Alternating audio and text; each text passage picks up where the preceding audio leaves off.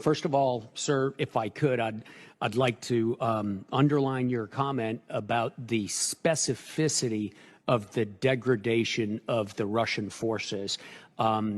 Much of the Russian military has not been affected negatively by this conflict.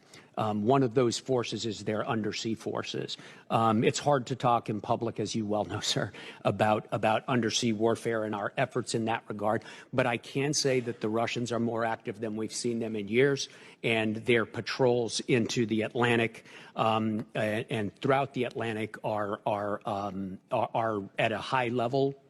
Most of the time, at a higher level than we've seen in years. And this is, as you pointed out, despite all of the efforts that they're undertaking inside Ukraine. Okay. Did you catch it? I did. Now, I heard that I had to rewind it several times because he was contradicting Representative Courtney there.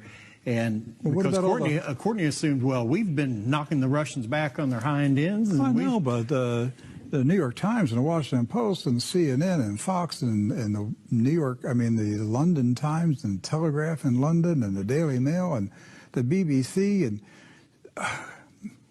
all the Western media, Doc, they've been telling us every day for a year the Russians are losing, they're bleeding, their troops are deserting, Ukraine is winning, the Russian army is going to collapse, there's mutiny.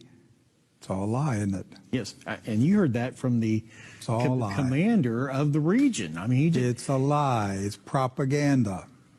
It's all propaganda. The Russians are winning. Yes.